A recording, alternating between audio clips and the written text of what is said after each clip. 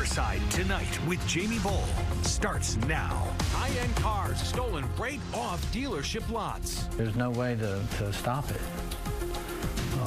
to some degree. Now, local dealership owners are asking the state to step in and help. You could soon be able to take your drink outside of the bar. Which areas in Charlotte are pushing for these so-called social districts and staying in the race? My story tells them to just be relentless. Raja Caruth, he's one of the driving forces for diversity in NASCAR. His road to the racetrack is tonight's cover story. You don't want to miss that coming up. Also ahead, one more night of freezing temperatures before a warm-up by the end of the week. But that comes with the return of rain. A new report shows the number of Alzheimer's patients expected to double in the next 30 years. Why is that? Well, the answer is more simple than you may think. Also, pesticides in produce. We have a list of the most contaminated foods in your fridge right now. Good evening and welcome to On Your Side Tonight. I'm Jamie Bull. Always great to have you with us here tonight. Also alongside is our Siobhan Bryan. She's going to get you caught up on the biggest stories of the day, and meteorologist Rachel Coulter. She is tracking our next chance for rain. That's all coming up here in just a couple seconds. But first, tonight, we're going to begin in Monroe. It's been 1 year since a man was shot to death by a deputy there. It happened after deputies say Malcolm Stanton drove away from a traffic stop and hit 3 patrol cars. The case is now in the hands of the district attorney, who will determine if charges will be filed against the deputy involved in this case. Our Nikki Hauser talked to the grandmother of the Stanton's kids, and Nikki, the family has actually launched its own investigation into this, correct?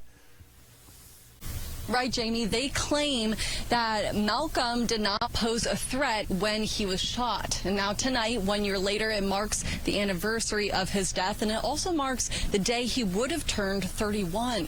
Now, Malcolm was shot and killed by a Union County deputy outside a gas station in Monroe last March after deputies say he drove away from a traffic stop and hit 3 patrol cars. Since June, the Union County DA has not released information from their investigation, rather. No officer has been charged, and the family is in the middle of an internal investigation themselves.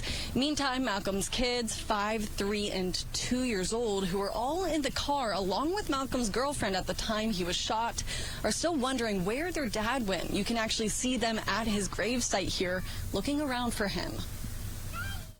You have to deal with the grief that you have to try to get through just with your own pain. You're trying to help your children to understand where their father is no more.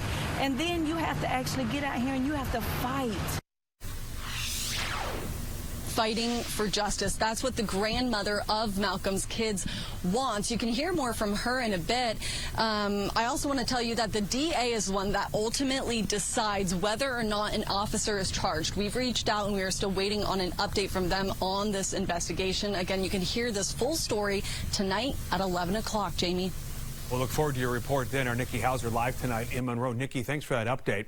Right now, we want to get you prepared early for our next First Alert Weather Day. Rain is on our Futurecast radar for St. Patrick's Day, which is Friday. Lots of people are going to be out. Meteorologist Rachel Coulter gathering the latest data for us.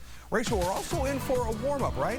Yeah, that's right. We're going to see the temperatures climb, but of course, we're also going to see those rain chances pick up as well. So almost a trade-off between your freezing temperatures and the rain chances. So Friday, best chance of rain within the 7-day forecast. We are keeping our eyes on next Tuesday, Wednesday, that time frame, but this is the most likely for us with evening impacts expected. And I'll walk you through that hour-by-hour forecast here in just a few minutes. But there's the warm-up Jamie was talking about. One more night, third in a row of below freezing temperatures, at least briefly, before we wake up to the 40s. And look at your afternoon high temperatures back into the mid to upper 60s. That'll feel so different than what we've seen so far this week. And then we'll start to see that cool down once again heading into the weekend. And I'll talk about that here in just a little bit, but I do want to walk you through this last night of freezing temperatures here. We do have that freeze warning in place for most of the area, same spots that we've had here the past couple of nights. And here's why: low temperatures below freezing for Charlotte. That's going to be the case out towards Hickory. Best chance of dipping into the 20s will be north and west of I-85. We'll be a little bit closer to the freezing mark south and east of I-85, including the Charlotte Metro. And this is after a hard freeze this morning, so that was not good news, especially for crops where we had that early start to the growing season. I definitely don't don't want to have these types of temperatures. We woke up around 26 degrees in Charlotte, reached a high temperature of 57. On average, should be topping out in the mid-60s. We're warmer than this tomorrow. How long does that last? That 7-day forecast coming up, Jamie. All right, Rachel, we'll see you in a few minutes. Now to 7 at 7. Our Siobhan Bryan joins us with the 7 biggest stories of the day to get you caught up. Where are you beginning tonight, Siobhan? Well, we're starting with those high-end car thefts across the area. They're being taken right off the dealership lot. And now dealerships across the state are asking state government leaders to step in and help. So here's a glimpse of all of those that we've seen in recent weeks locally. We've shown you these videos. In all of these cases, multiple people were involved.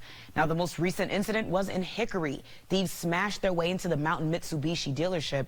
They found keys to 6 cars, including Corvettes. Brian Vonderheide owns that dealership. He says keys to 7 other cars were also taken. Very, very expensive cars. The 6 cars totaled up to just under $500,000. Late this afternoon, we got word that the North Carolina Automobile Dealers Association is warning its members to take precautions now. The group is also asking the state to elevate this problem to the Attorney General's office. Now to Gaston County, where teachers are having ongoing pay issues. Educators are taking their frustrations a step further. A lawsuit has now been filed against the Board of Education. It claims hundreds of employees in Gaston County have suffered irreparable harm because of the contract pay issues. Elizabeth Haywood is suing the board after she claims she was overpaid. According to the lawsuit, she was getting a paycheck of $17,000 and forced to pay taxes on that payment.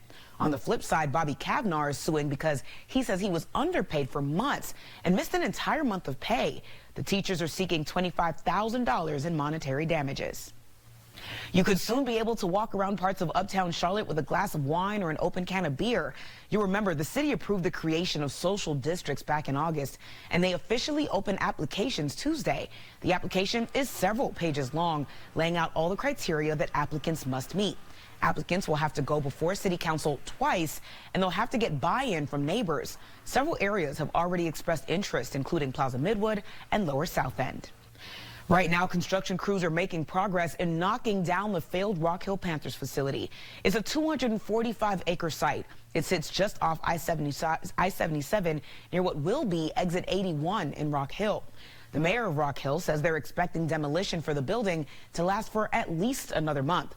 So how will the city move forward after all of this is done? Well, the mayor says they want to complete the demolition before rolling out those plans.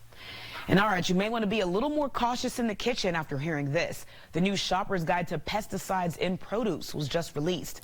Strawberries and spinach own the top 2 slots in the so-called Dirty Dozen. Kale also made that list. Health officials say exposure to food with pesticides could be dangerous, especially for pregnant women and children.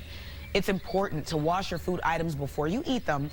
Avocados are on the top of the list for the least contaminated foods, followed by sweet corn.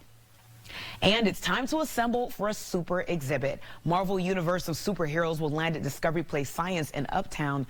It's the only stop in the Southeast to pay homage to Marvel. It will open on May 14th. Discovery Place says it features more than 300 original artifacts, including some of Marvel's most iconic costumes, props, and art. I mean, look at that. Right, Spidey. Tickets go on sale a week from tomorrow on March 23rd, Jamie. Man. That's 7 of the biggest stories happening now at 7. You know how big a deal this will be for comic book fans? I mean, kids and adults, and yeah. I'll be there. I'm definitely going. It's going to be a lot of fun. Siobhan, thank you. Coming up next here on Your Side Tonight. Driving NASCAR forward. This young driver is using his opportunities and talent to diversify the sport. You know, with a little bit of fortune and, a lot of hard work and perseverance, it'll work out. It's tonight's cover story.